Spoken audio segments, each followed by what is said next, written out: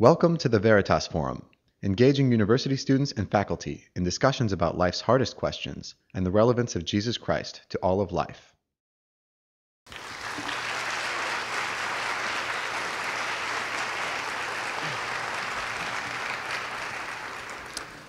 Thank you, Luke, and good evening, ladies and gentlemen. Money. How many of you have enough of it? Oh, a few. That's great. How many wish you had more? Yeah, they're the honest people. There's never enough, as some people say. Others say you can't live with it and you can't live without it. Let me read you a few other quotes about money. I just need enough to tide me over until I need more. Money won't buy happiness, but it will pay the salaries of a huge research staff to study the problem. Money can't buy happiness, but it can make you awfully comfortable while you're being miserable. Money won't make you happy, but everybody wants to find out for themselves. The safest way to double your money, take what you have and fold it over and put it in your pocket.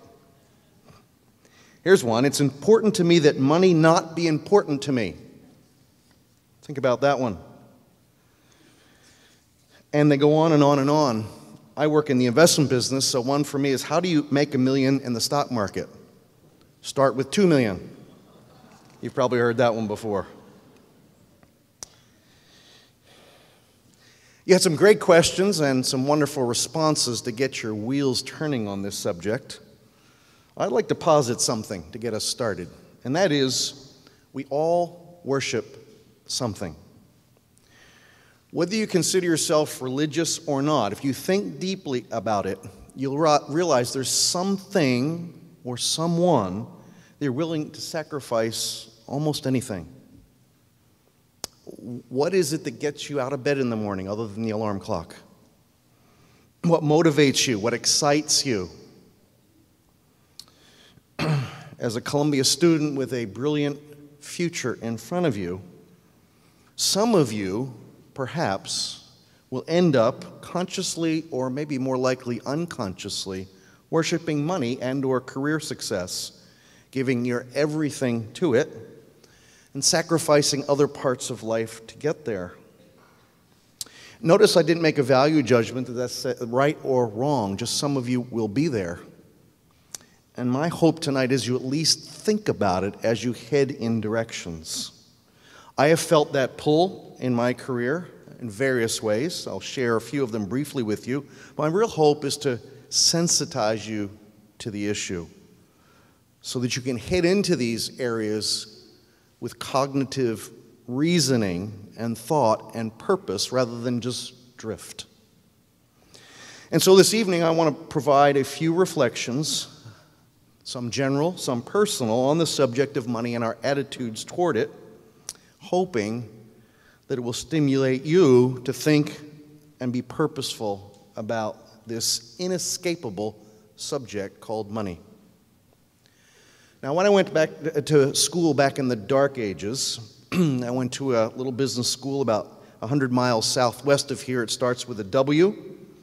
I'm told if you utter the word in this institution, the floor will open, so I won't go there. I took a lot of classes that gave me skills to work, skills to earn money.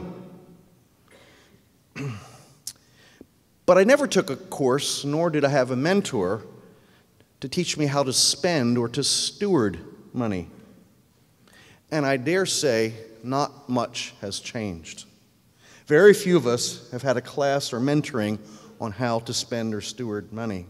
So I commend you for even thinking about the subject, to be here this evening. When I was your age, I had no clue about these subjects. I just went through life, putting one step in front of the other. It's interesting to me as I reflect back how two resources that we have come to us in different ways. Time, we all get 24 hours a day. Simple and uniform. Money, a different story. Some of us will have a lot, some of us will have a little. Some of us will earn a lot per year, and some of us will earn less per year.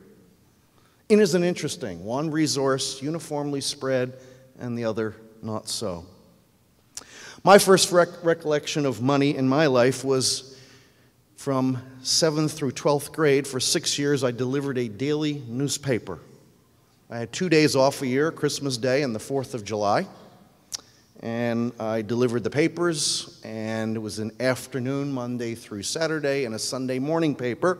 And I needed to go collect each week from the folks I served the paper to. I developed in those days a discipline. I was checking the box. There was nothing in terms of my heart around it. It was checking the box. I put 80% away for school. I spent 10%, and I gave 10% away. Now, money is, I think you will all agree, not just a neutral medium of exchange, as we often learn starting out in economics. It's actually a powerful force in our lives, as Luke indicated in introduction, a force that can be either positive or negative. How we handle money says a lot about our attitudes, our motivations, and our priorities. As most of you may know, the word mammon, M-A-M-M-O-N, is often used for money personified. In fact, Webster's dictionary defines mammon as, quote, wealth more or less personified. So my question this evening to you is, how are you dealing, how will you deal with that person in your life? There's an interesting scene conjured by Milton in his poetic classic Paradise Lost, in which Satan is seen standing with another god at his side, and that satanic and demonic god is identified by Milton as Mammon. Milton's Mammon is in the posture of looking downward, continually gazing at heaven's streets of gold, but never looks up at God. As the poem goes on, Mammon fell along with the hordes of Satan into the place called hell, and he also became the god who discovered precious metals, as some of you will know, at the core of the earth. Milton portrays this Mammon as the one who's obsessed with the wealth available in the earth's core. And while obviously the poem is a myth, but this Mammon developed by Milton is the same Mammon identified in the Aramaic and Syriac old cultural languages, identified with wealth, riches, or money. And indeed, it's the same character talked about by Jesus in the Gospels in the Bible. Because of the materialistic process that drives so much of our culture, money, for many of us, has become a goal, and in essence, therefore, our provider. We assume that all we need can come only if we have enough money. And so the source of our happiness then becomes simply more money, more stuff, more experiences that only money can buy. A bit of personal biography as it relates to money, so you can understand where I'm coming from. I grew up in a row home in Philadelphia. I remember as a teenager when my dad's income crossed above $10,000 per year. So we had enough, but we didn't have much excess. College for me was financed 1/3 by my parents, 1/3 by a merit scholarship, and 1/3 by me. In graduate school, I worked 2 part-time jobs to pay for my education, and upon graduation, I entered the investment management business. And if you know that business, you know the poverty to which I've just spoken, or relative poverty, changed very quickly as my income level rose, and faster and farther than I ever dreamt possible, and then significant equity ownership positions that exceeded anything I dreamt possible. Now, you'll also need to understand my orientation or my worldview in order to know where I'm coming from as I talk about how my wife and I and family have dealt with this. I start with a view that all I have, all the money I have, any brain power I have, if there's any of that left, this body, even though it might be out of shape, has been given to me by God. So in fact, all the days of my life are given to me by God. And even more specifically, because it's God's, I am simply His steward of all of the above, tonight of which we're going to focus on money. Either way, whether you think about it as all yours because of your efforts or because you'd acquired it some other way, or if you believe, like I do, that God gives us what we have, I would submit that we all want to use our money in the wisest way as we possibly can. Have you seen the bumper sticker that says, "He who dies with the most toys wins"? It has various forms. You've probably seen it. And of course, millions of people live that way. And that the more accurate saying, of course, is he who dies with the most toys still dies and never takes his toys with him. Sadly, I would argue, too many of us have too much to live with and not enough to live for. Some quotes from names you will know of wealth in bygone days. Vanderbilt: "The care of $2 million is enough to kill anyone. There is no pleasure in it." John Jacob Astor, a wealthy New Yorker: "I am the most miserable man on the earth." John D. Rockefeller, an even more familiar name: "I have made many millions, but they have brought me no happiness." Andrew Carnegie: "Millionaires seldom smile." I love this one. Henry Ford: "I was happier when I was doing a mechanic's job." Now, thankfully, I've not struggled with the problem of excessive consumption. Our lifestyle is not a whole lot different than it was when I earned less than 10% of my peak income. My problem was hoarding and excessive savings, partially because of neglect, and partially because of, I'm sure, a deep sense of desire for security.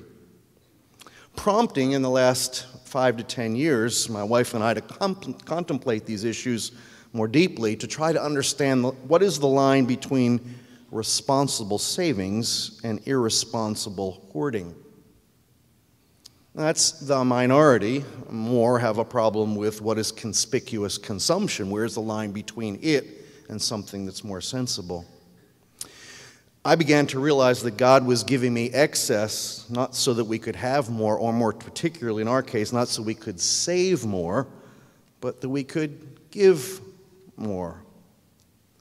And while my wife and I were reasonably generous with our money, we weren't organized or purposeful as we might be.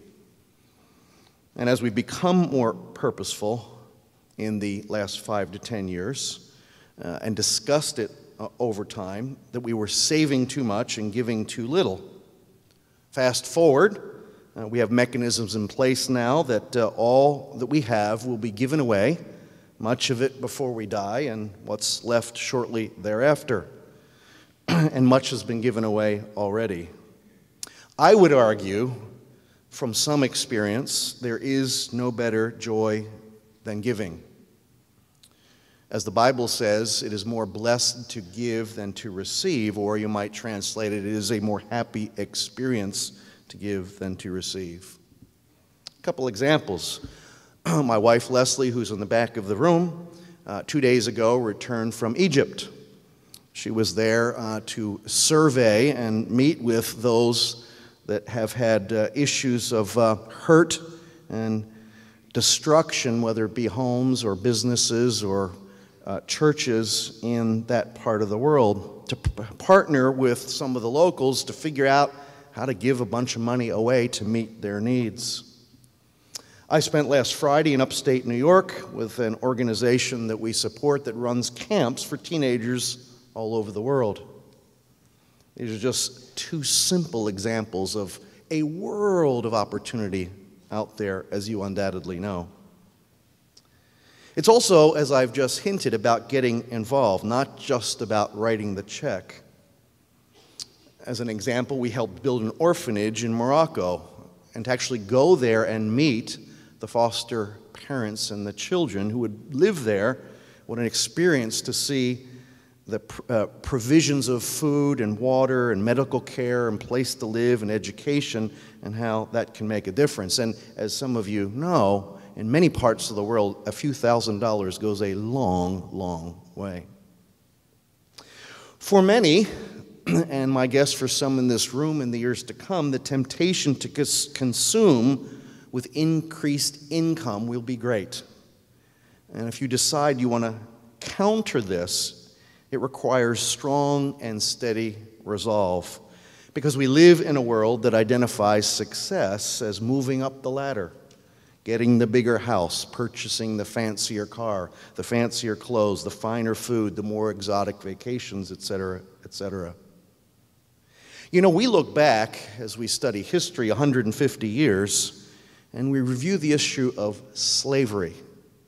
And we wonder how well-intentioned, generous, benevolent people could have had that blind spot, not seen the inhuman nature and practice of slavery.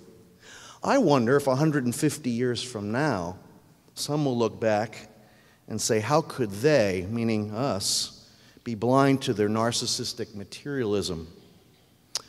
Multiple and palatial homes, expensive cars, opulent vacations, and generally high consumption living practices.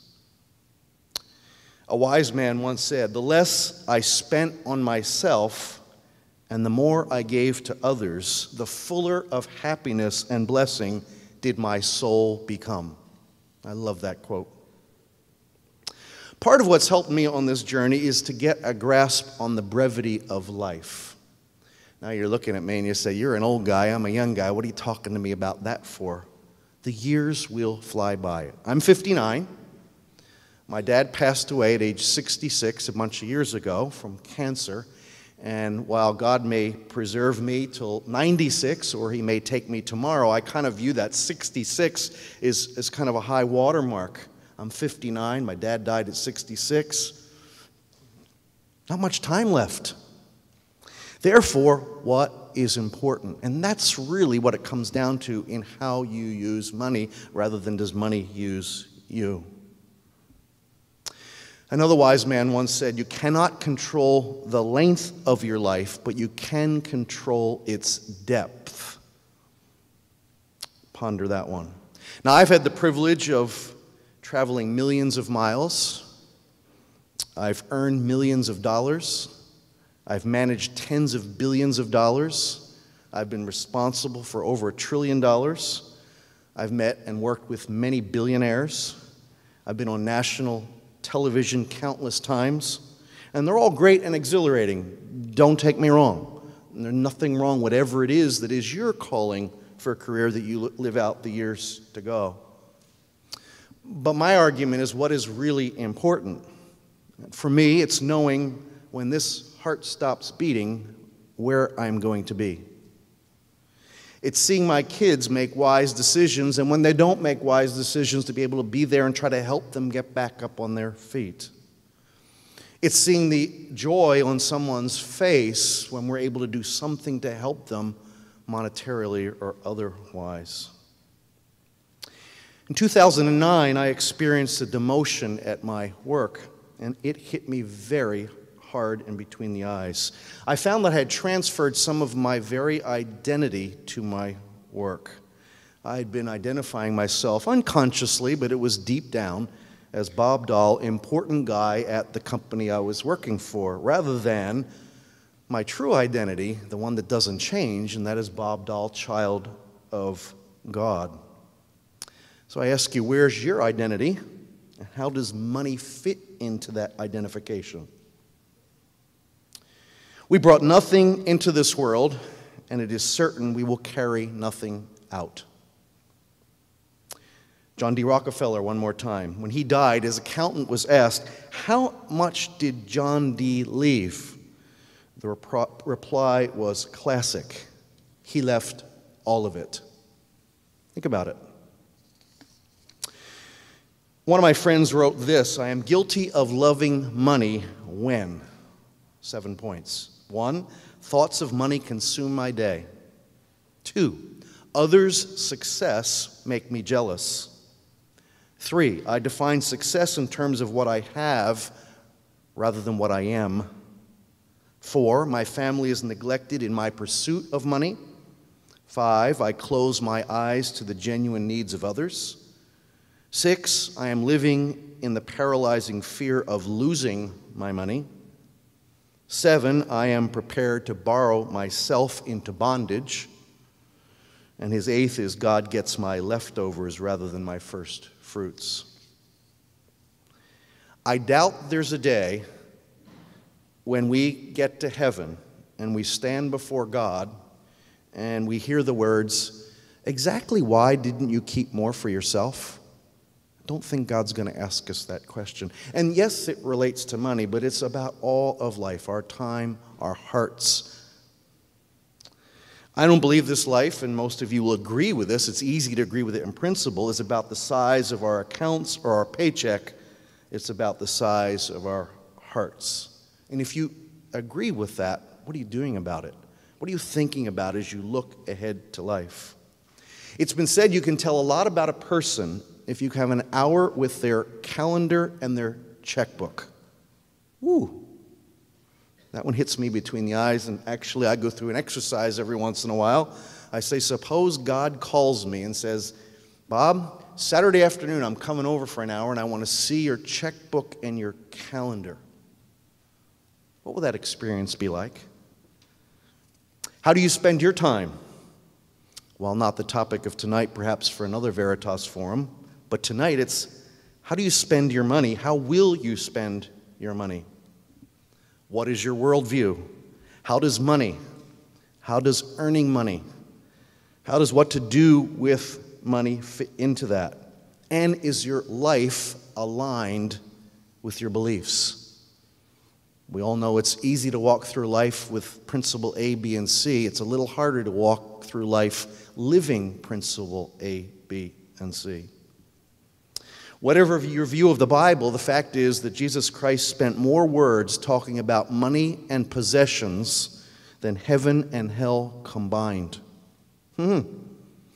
Must mean he had some knowledge that was going to be a real challenge for us as human beings.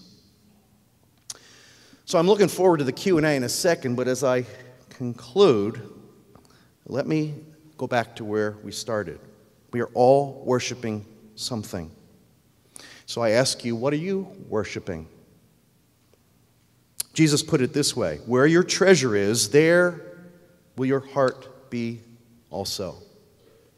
So my challenge to you is to be purposeful in what you do with your money, not just later when you, quote, have it, but when you can now develop and cultivate habits and patterns that are rewarding and fulfilling to others, to yourself, and if appropriate, honoring to your God.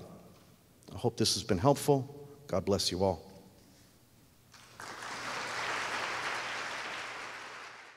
I want to ask you some questions. So you've brought up a whole range of issues and questions. I'm hoping that now we're going to be able to delve into them more deeply. Oh, you want the answers now, huh? Yes, and in a way that will make all of this more relevant and practical for all of us here. So you've made it very clear that you're a Christian, that's your worldview, and that defines how you see yourself and what you see as the purpose of your life. To get started, I wanted to clarify a bit of what that really means. So I'm going to start with a very simple question. In your worldview, what is money? What is money to you? Yeah, money is a vehicle to live life. At the end of the day, we have, in my view, three sets of callings. For me, my primary calling is to worship God and accept His Son, Jesus Christ. My secondary calling is how has God gifted me, put interests in my head so that what I may be able to do can meet the world's needs in some way. Frederick Buechner put it that way. And thirdly, while not appropriate for now, are daily callings to live life in a certain way. And how does money fit into that? Well, it's a mechanism to accomplish all of that. And I come back to each of us has 24 hours of a day, but the income levels, the wealth levels are different for each person. And so the answer to that question is going to be slightly different for each person. It is a, repeat, mechanism a vehicle to live life. So I think one important question in terms of what money means to you, would you say that money is then something good or bad or neutral? Depends how it's used. I know, I love my wife, she's sitting in the back, but if you added up all the arguments that we have had in our marriage, let's yell out if you disagree with this. My guess is there's hardly anything and probably nothing that surpasses issues of money in terms of argument and disagreement. So in that sense, there was some negative energy there. Conversely, given that we have been blessed with an abundance of money, given the profession I have been in, I think some of the things we've been able to do with that money have been immensely positive. So the answer is both, and depends how used and what the mechanism is. A lot of our discussion has not been about, should we buy this or not buy that? It's more about how fast should we give the money away. And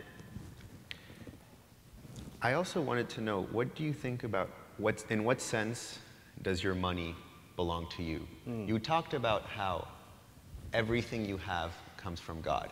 And now, in your life here, you have a net worth of X dollars. You have a certain amount of money readily available. What does that mean to you, that you have that money in your name? I use the phrase that God's the owner, I'm the steward, and I firmly believe that. And yet, yes, I did earn that money with the very gifts that God has given me in the field in which I reside. So, yes, the money in the account has my name on it, but at the end of the day, I believe that God is the source of all of those things. And I think it's therefore more humbling and a higher calling. If the money was really mine, well, who am I responsible to with the money besides myself? Conversely, if I really believe it's God's money, I believe I have a much higher calling in how I use that money and my attitude toward it. So that makes it a much richer experience. Mm-hmm. And one thing that really impressed me in what you talked about was how you really worked hard for your money to get to where you are. In a sense, you really earned it. Does that make it harder to have this Christian perspective? There are a lot of great issues involved in that. Good question. Issues of balance in life, issues of seasons of life. When I have opportunity to talk to folks the age of the people in this room, that's what I like to speak about. People come to me and I'm so busy with school and trying to make ends meet, I don't have time to sit on a board or go feed the poor or whatever it is, the things that I might be doing. And my response is, there's a time and a place for everything. The question is, are you developing a heart that serves so that at different stages of life, there are ways to execute that. And money is one of the vehicles to do that. So does being a Christian and working hard, and does that make it more difficult? I don't think so. It's all about perspective, is it not? And if you start with that perspective that, I'm one human being, and God has wired me in a certain way and given me certain experiences along the way, and I've taken up those experiences, and to your point, worked hard, as most of the people, if not all, are doing in this room.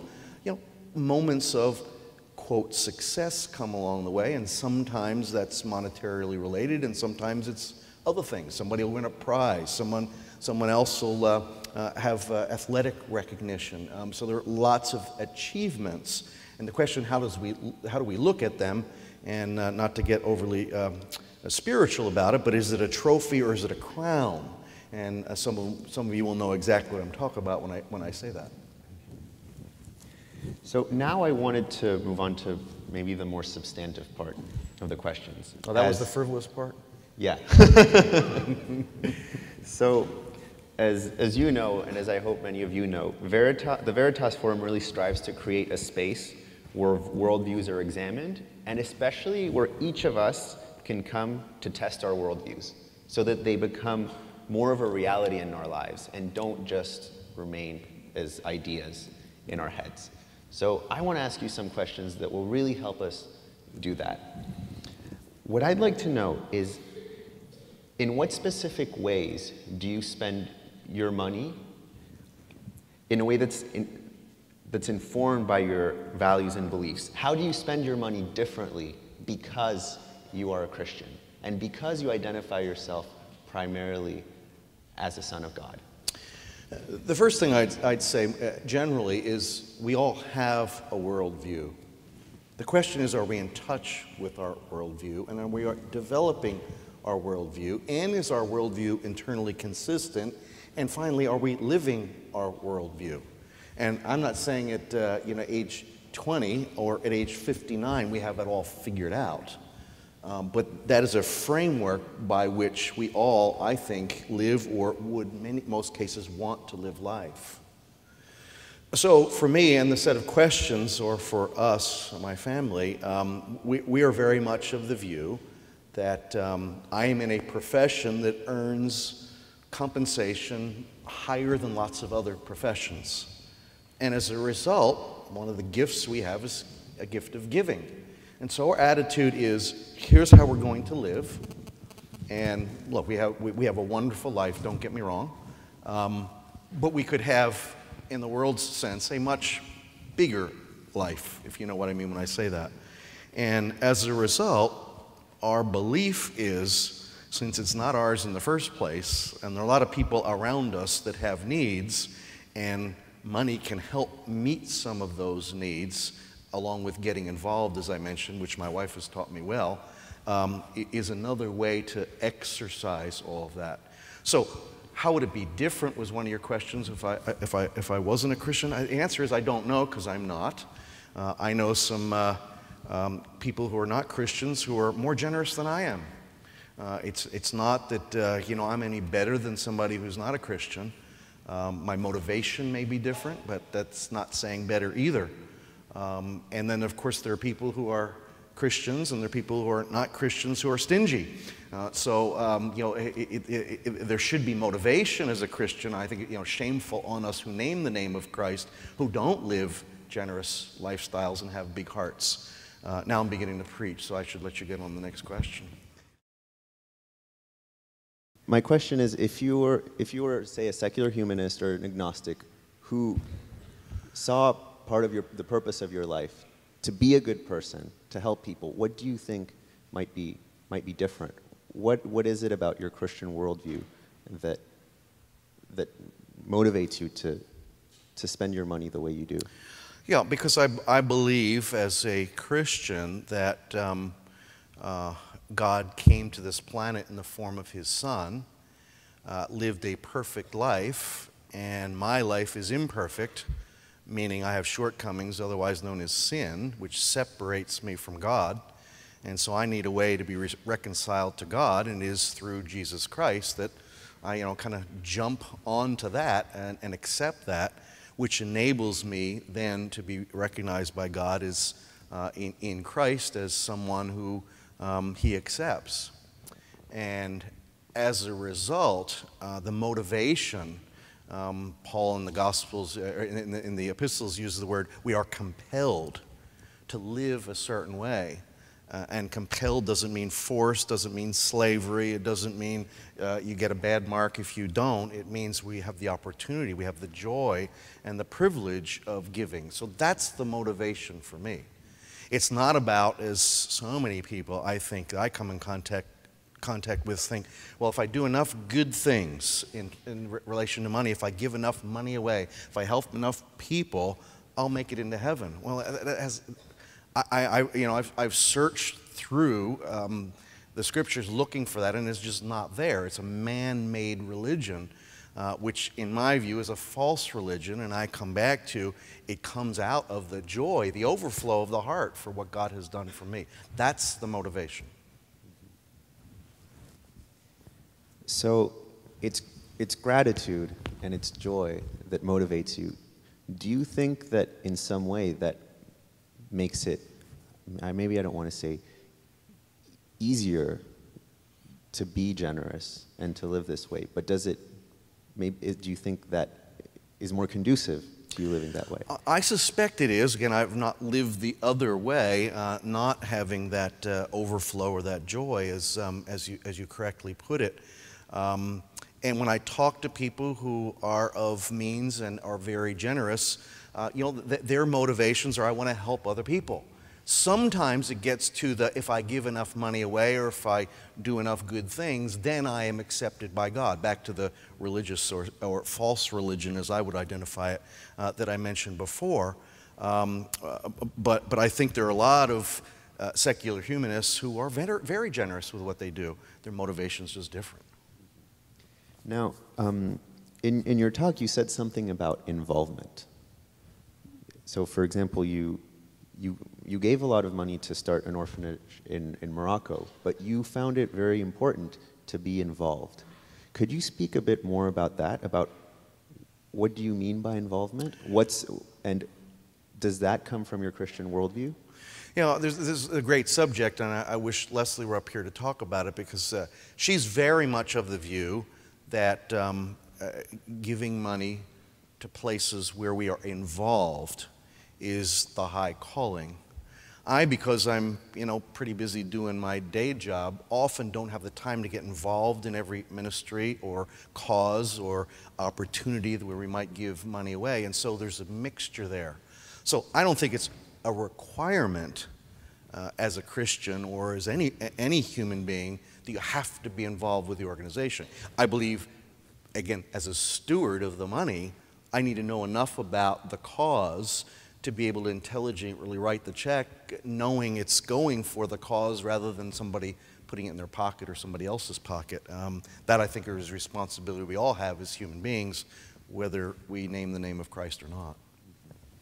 Now, to maybe make this a little more practical, relevant, I wanted to think about a specific example. I think this is something we, especially here in New York City, we all encounter, and we all kind of think about when we come across maybe a homeless person or a stranger who asks us for money. What do we do? I wanted to know how do you think about something like this, and how do your Christian beliefs inform that? That's a tough one, especially in New York, where there are kind of lots of opportunities to give money to people who are standing in front of you, looking for it, begging for it, putting their hand out for it. And I will say I generally do not give them money. It doesn't mean I've never given them money. I often have. I think what it's done for me is motivated in my heart the fact that here is most likely a needy, homeless person, and it's probably made us more generous in terms of the amount we give to homeless organizations, to shelters, where those people can find a meal or sometimes a bed. And then we kind of have a feeling that the money is going for those purposes as opposed to some other purpose to support a habit, let's say, that person might have. Now, I know other people who feel very differently, and they carry a wad of bills with them, and so get in line, folks. They're doling it out. And I wouldn't judge them or say it's wrong, or that I'm being stingy in the way I approach it. It does. I think it creates a sense of compassion, and hopefully there's a mechanism to do that. And I've given you what we try to do as a result of that. So now I wanted to move on to some questions that have to do with being a student in a university. So I think most of you here are university students, undergraduate or graduate. You probably agree with me that it's a very special and important period in one's life. And I wanted to discuss with you how we can think about all of these issues, all of these questions as university students.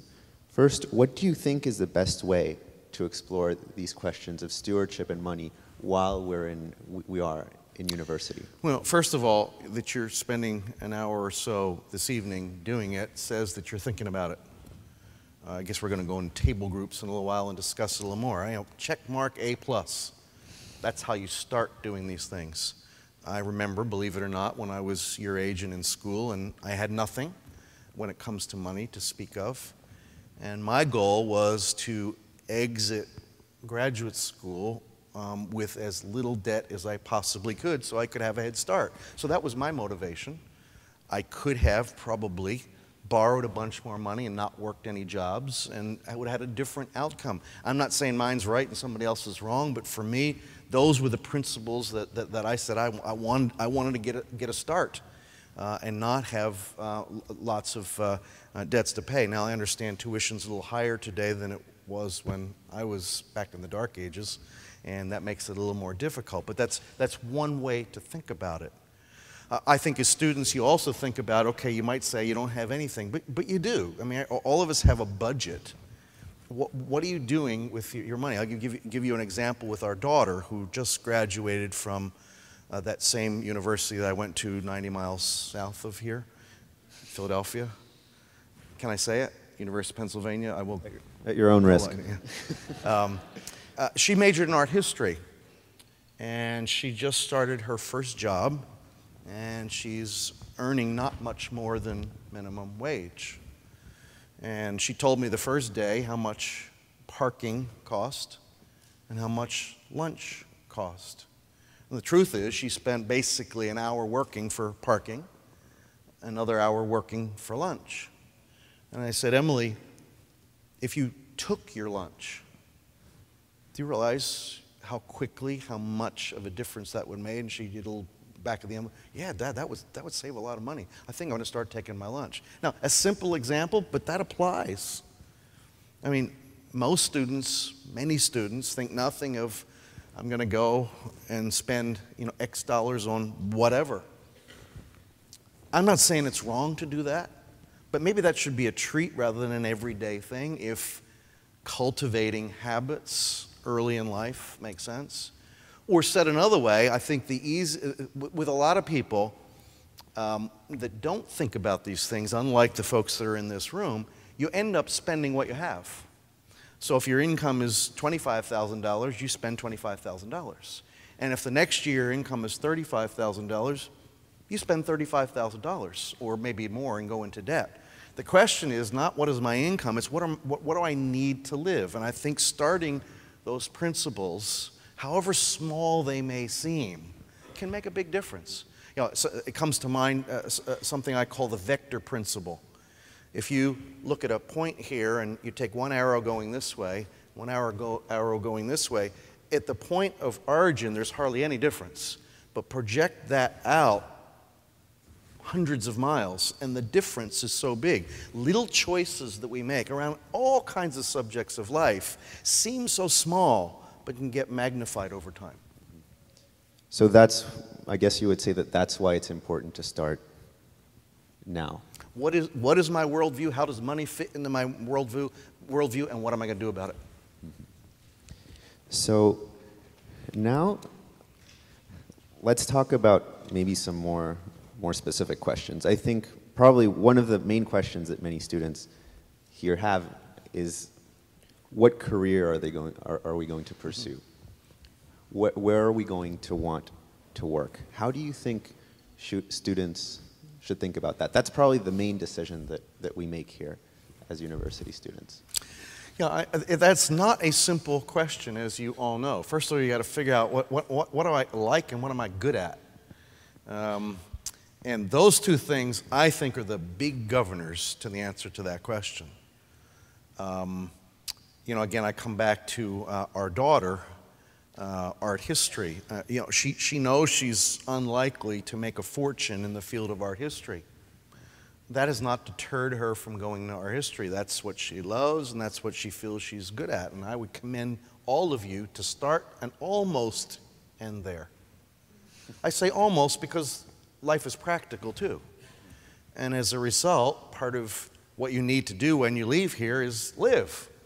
And so there needs to be some thought given to income, putting food on the table, and whatever else you need to do. So I'm not saying we all should be so altruistic we never think of money. Money is part of life, and we have responsibilities to ourselves, maybe eventually to to a family, and so we need to think through those things. But the other extreme, of course, is, let me find the 2 or 3 professions that make the most money and let me pick which one I'm going to do. Wrong. We spend so many hours at work, you don't want to hate your job. Figure out what you're good at and what you enjoy, and then money is down the line. I also wanted to ask you, what advice do you have about how one can start making a plan to make our lives consistent with our worldviews? You already just said it, is you have to have a worldview. It's hard to make a plan without a worldview, but once you do, I'm a big believer, maybe I'm unusual this way, but I suspect not. I got to write stuff down. If I think things, I forget things, or they change over time. If I write something down, here are the 3 things I learned tonight about myself and the direction I want to go. Otherwise, 2 weeks from now, I'll forget, what was that I did that night? And occasionally dust it off and look at it and update it, like all the issues of life. That's one recommendation. Write it down and revisit it.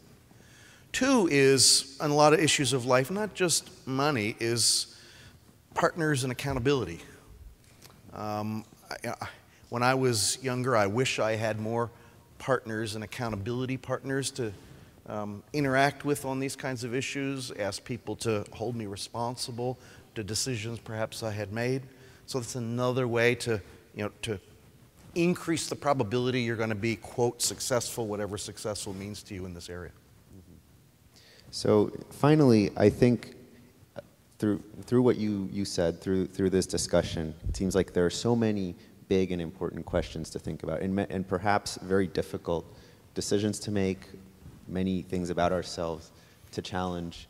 I think, thinking about all these things will often make most of us feel inadequate, or like we fall short of what we think our values tell us we should be.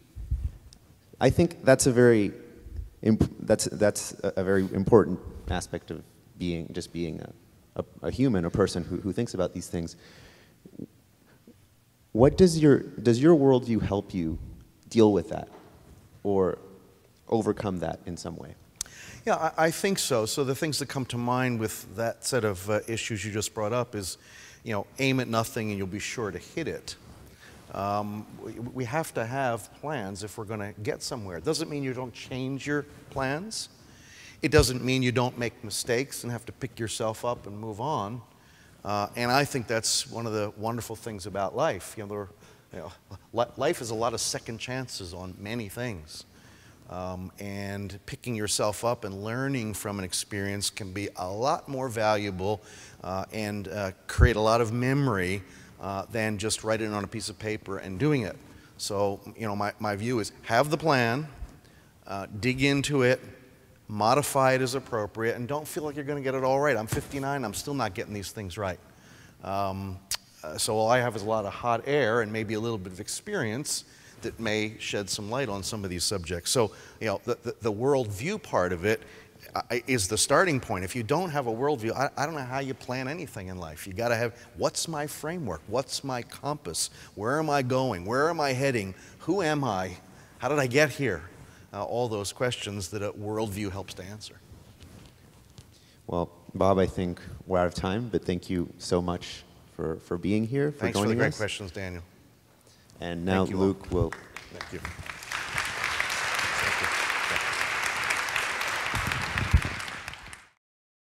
For more information about the Veritas Forum, including additional recordings and a calendar of upcoming events, please visit our website at veritas.org.